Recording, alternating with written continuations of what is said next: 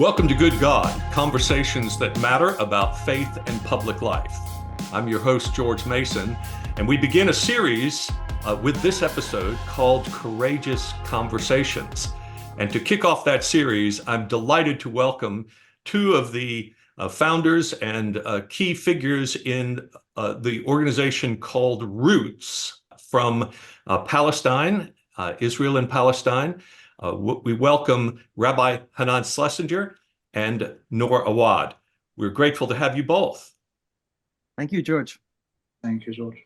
So please tell us more about the idea of Roots as a name for the group and how that relates to why you came to be and how you do your work together. Oh, that's a lot. So briefly, Roots focuses its work in the West Bank, in the Palestinian territories, where Israeli Jews and Palestinian Arabs live very close to each other, but with no contact. And that means ignorance of the other, stereotypes, bigotry, perhaps racism, lots of resentment, and lots of fear. And the truth is, fear kills. People die, they kill and are killed because of their fear. What Roots tries to do is to bring the two sides together. Neighbors meeting neighbors. We created the only joint Israeli-Palestinian community center in the whole West Bank, where before the war, before October 7th, local Israelis and local Palestinians were meeting each other in educational events and religious events, cultural events, political discussions. Briefly, we do two things. We humanize the other. They're not a monster. And number two, we come face to face with the identity of the other side. We're not meeting each other just with our common humanity. We're going beyond that. And we are revealing to the other the fullness of our historical, cultural, religious, national, political identities. So it's very, very challenging. And that gets to the word roots. We're about the roots of the conflict. And there's no way to deny, at least we think, that it's a conflict over identity. It's a conflict over roots, about religion, about history, about culture. Israelis and Palestinians tend to believe and assert the other side is not a people. The other side is not legitimate. They're made up. And we also tend, both sides, to assert that the other side has no connection to the land of Palestine, the land of Israel. And we claim that the land has two identities. It's the land of Palestine and it's the land of Israel. And two peoples are connected to that land. This message is very, very, very difficult. It alienates people from both sides. And since the war began, it's become even more difficult. So we are a group of locals, local Israelis and Palestinians, who have realized, after working together for several years, that we have responsibility toward the situation and the reality that we are living and dealing with, and also toward the future and the future generations.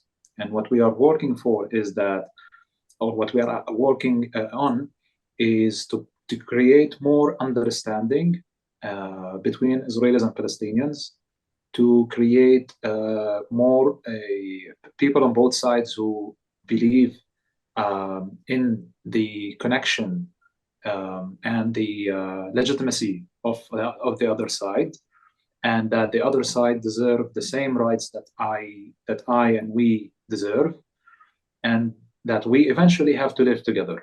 But when I say we live together, that doesn't necessarily mean if we live in two states or one state, or what's the exact political framework. Because within our group, we have people who support different, let's say, political frameworks, different visions. But for sure, it's all based on the beliefs that the two people, the Jewish people and the Palestinian people, belong to the entire land between the river and the sea. And both people deserve to live on this land, respected with dignity and human rights. And at the same time, it's very important for us to say that give us the space to bring our identities as Palestinians and as Israelis, and that the issue we are dealing with, as my partner said, it's not just of the violence that's happening now, and it's not just of the occupation or Israeli military control over the West Bank and Gaza since 1967. And it's not just in 1948, it's even before that. The issue, we recognize at roots that the issue is deeper than that. I think that's why we are calling it roots, because we go back to the roots of the conflict, to the roots of the problem. And that means we go back to our identities as Jews and as Palestinians, how those identities were shaped, and how we can actually reshape our identities in a way that it's not exclusive and deny the other, but in a way that include the other. So I still maintain my identity as a Palestinian, and I still maintain my identity as a Jewish Israeli Zionist, but I find a way to accept the other identity. So, Hanan and Noor, you're doing this work. Hanan, you are the Director of International Relations for Roots, and Noor, you are an activist, a leader and spokesperson for the organization. And each of you, therefore, has an identity apart from Roots. You're deeply embedded in your own communities.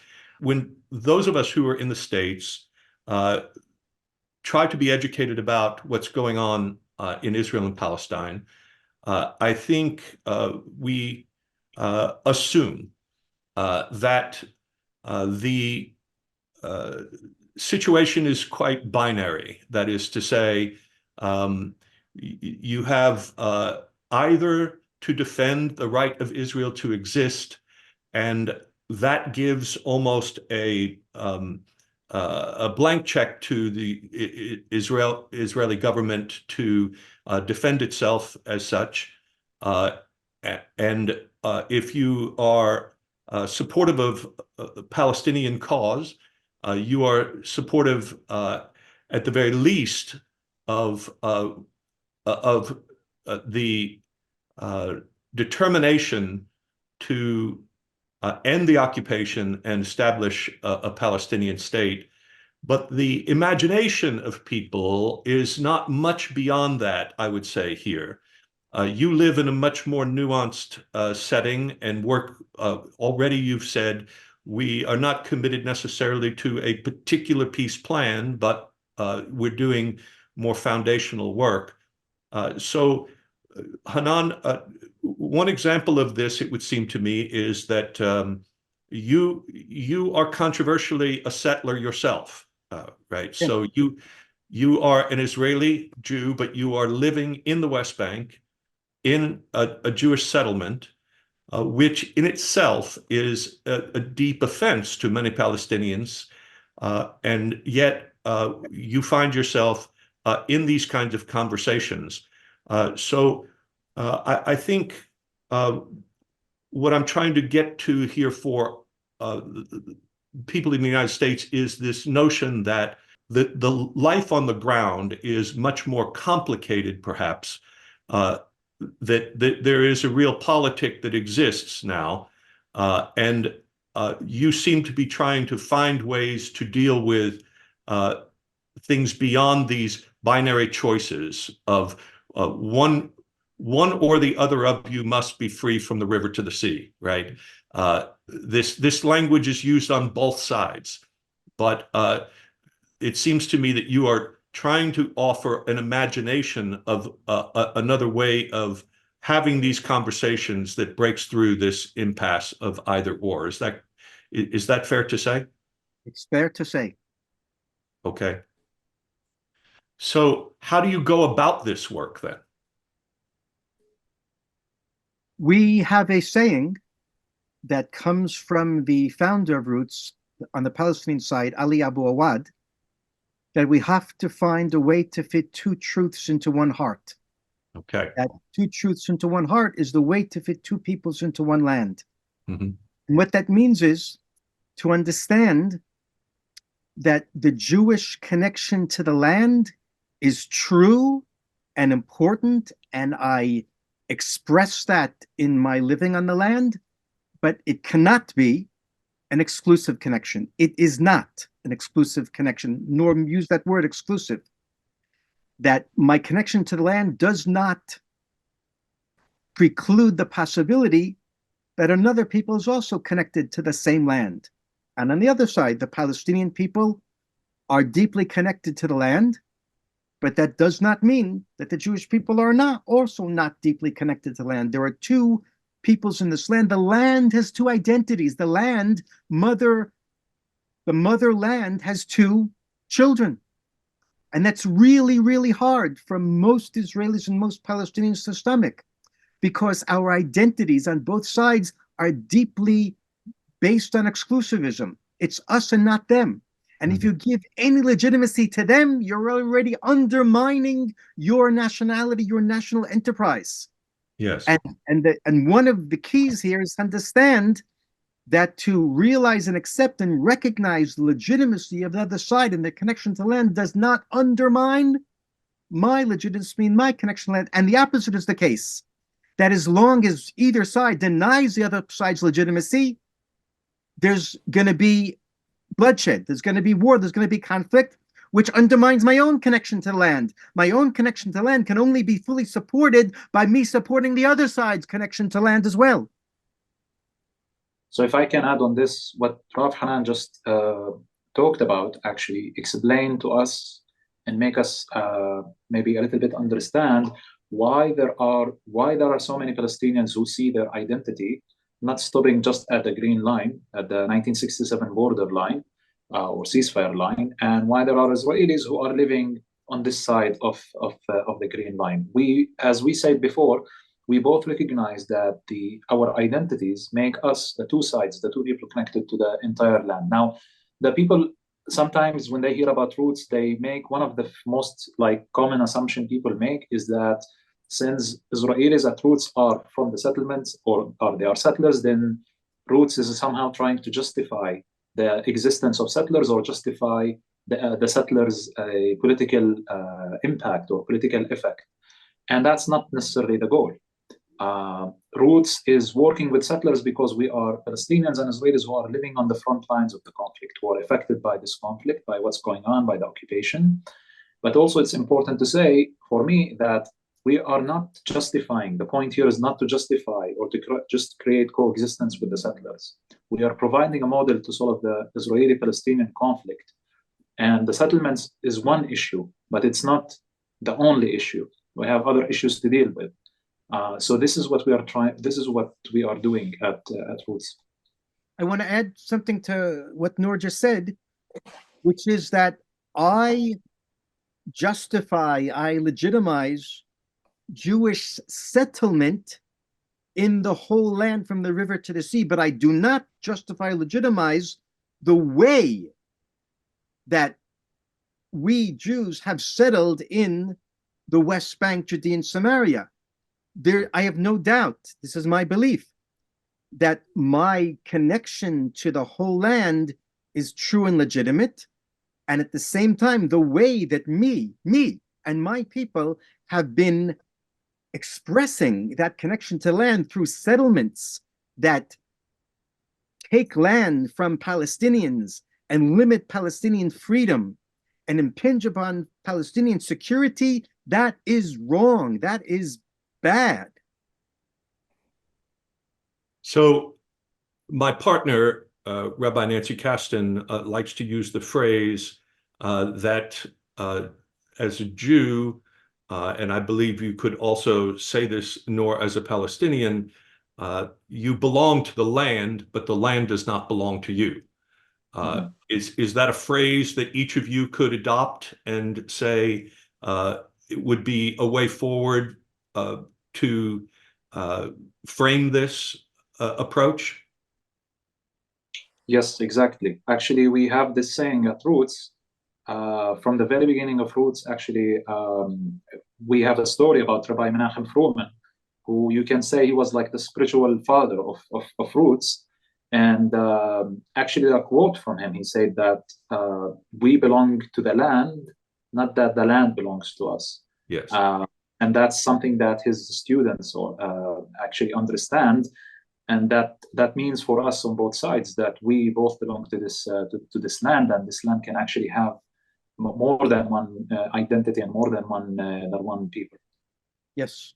So how has your work been affected and changed by the conflict that began October 7th with Hamas's horrific attack and the subsequent uh, retaliation that's happened in Gaza? And I might mention also with settler violence in the West Bank. So if I can go first about that, I think I can say, first of all, there are different impacts sometimes and different feelings on both sides, on both the Israeli and the Palestinian side. The way how we deal with the city, the way how we dealt with the situation, the way how it impacted us. To a certain degree, I can say before the 7th of October, we on the Palestinian side, we were still experiencing a certain level of tension and violence and occupation. Restrictions, incursions and invasions at nights, shooting in north of the West Bank and killings. So there was a level of tension that already existed before the 7th of October. And then we have the attack. So it felt like an escalation of what already existed, like a situation that already exists. And we have this huge escalation that happened. The immediate effect was that we immediately felt we are in a war now. Many Palestinians were not yet fully aware of what's going on, and then the story or the situation started to become clear in several hours and the first 2 days that this is a Hamas attack and they were planning it for 2 years, and it felt like this is a revenge from our side for the aggressions and the attacks that was happening for the last 2 years on us. Especially that Hamas also brings this religious voice, a strong religious voice to the conflict. Even the name they give it to the operation, Tufan al-Aqsa, it's because of Al-Aqsa Mosque in Jerusalem. And for the last 2 years before that, 2 Ramadans, we witnessed an escalation of violence in Jerusalem, specifically in the time of Ramadan and in Al-Aqsa Mosque. So I said several times that the attack surprised me when it happened, but it wasn't completely shocking in the sense of it wasn't like completely unexpected, because we had this blockade and pressure in Gaza for 17 years, and we were like assuming that this will happen at some point. Not exactly the way it happened, but I was actually thinking that something will have some sort of explosion will happen in Gaza, and it happened. So we could not make any meetings. We turned our activity. We actually made some meetings on Zoom, and we felt like I felt from my side we are like lost in terms of what should we do right now. Should we make a statement? Is a statement enough? Can we agree on a statement? And yeah, that like there were many things that happened, and that's how we were affected from the 7th of October. And until now, I can say we cannot just go back to the work that we used to do before the 7th of October. This war that started on the 7th of October limited our work a lot and put us in a very difficult situation. And we are even thinking among us Israelis and Palestinians who are in this work, and sometimes Israelis alone or Israelis themselves and Palestinians ourselves, we have meetings to try to see how we can move forward after this. I will just add, perhaps it's important for listeners to know the reasons why Israelis and Palestinians en route have not met for the past 3 months. One reason is very, very mundane. The Palestinians in the West Bank have been under Israeli military closure since the beginning of the war. They don't have freedom of movement. They literally cannot come in buses or cars or taxis to the Roots Dignity Center, our community center. That's the first reason why we can't meet. And they've been living for 3 months under closure. Livelihoods have been restricted, going to schools, universities, to doctor's appointments. They are living under closure for 3 months. That's terrible. And the second reason why the two sides can't meet is that even Israelis and Palestinians who have met at the root center in the past, many of them, not all, but many of them since the beginning of the war, don't want to meet the other side. Yeah. The narratives have become so polarized. Each side reads different news, knows different facts. Each side has deep claims, demands of the other side. You have to say this or I can't talk to you. You have to say this or I can't talk to you. Yes. Each side sees the other side as very, very violent, dangerous terrorists at this point. So if the work of roots was difficult before the war, and it's much more difficult today. I think that's much of the reason I asked the question, because it does seem that when the war broke out and the continuing hostilities, it intensified greatly the positions that each party had, to where it was even more difficult to see a nonviolent way to break through to some resolution. And the more you feel threatened, in a sense, the more you tend to look to your own survival rather than to reach out and to have these courageous conversations that characterize Roots' entire mission to begin with, right? So the difficulty of getting people to engage is even worse, but that's also true even for conversations about this matter here in the States. People who are longtime friends, and this is true not just with people who are friends across religions, but even within our religions.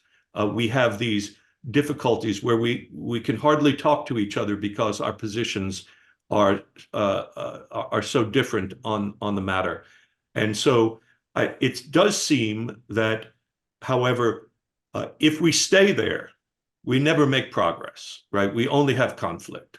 So when it gets even more painful, we have to increase our tolerance for pain so that we can begin to have those conversations again and work towards resolution. Well said. Yeah. So what are some of the demands you hear people making before they are willing to have conversation? Ooh.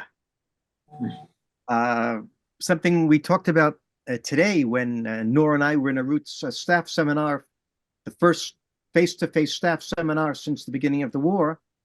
One of the things we heard from an Israeli activist, actually the Israeli co-director of Roots, Shol Yulderman, he said he was in a meeting of ALMEP. ALMEP is the Alliance for Middle East Peace that brings together leaders of peace organizations.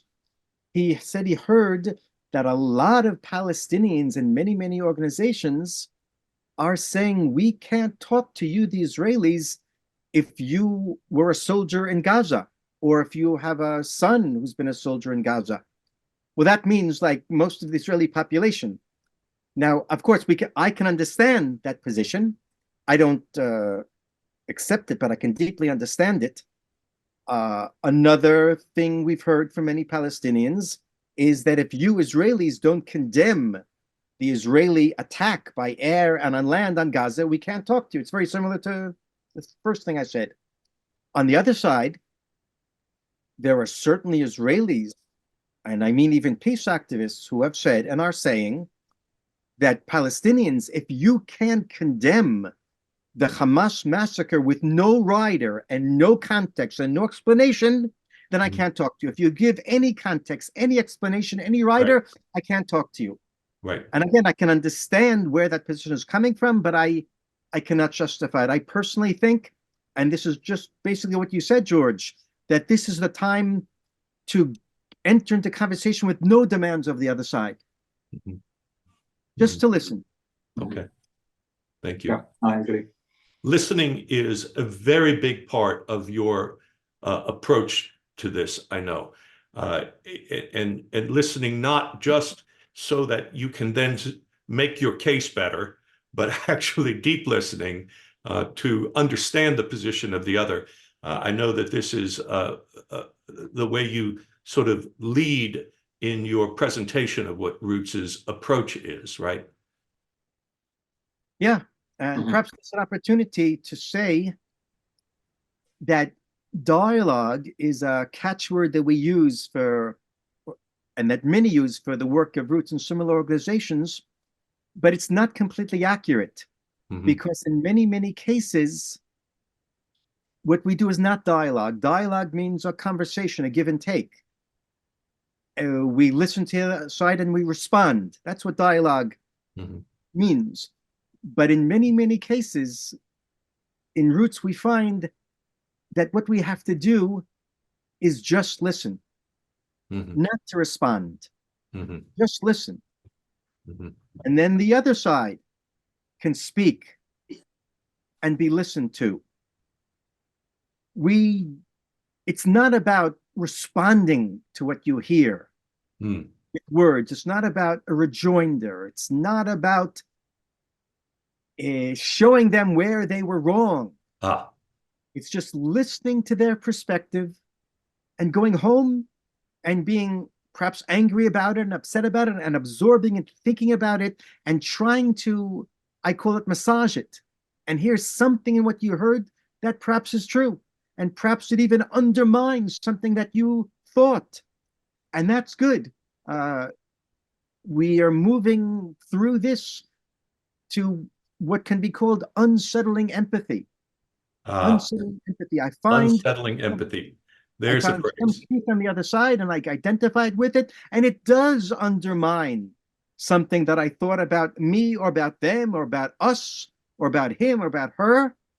And like Noor said earlier, we are proud of our identities, but we're also willing to rethink parts of them, to be challenged, to do introspection. In Judaism, we call it shuvah. We call it something like repentance. If we continue thinking that all the truth is on my side, and the other side there's no truth, we're not going to get anywhere. That goes back to what we said at the beginning, two truths in one heart. So I sometimes in this work that we do at Faith Commons explain to people why we use the language of interfaith rather than multi-faith. And it sounds very similar to what you're saying here, because the distinction I make about it, and others can interpret these things differently, is that in a multi-faith conversation, we simply respect the other's point of view to be spoken, and we try to make sure that there is space for those things to be said. But in an interfaith conversation, we are willing for ourselves to be changed by the encounter, that there is a reflection that happens, that we are willing to listen in such a way that we move from maybe this détente where we seek a kind of peace with no change, to being changed as people in the encounter. Have you experienced that, Noor, in these conversations?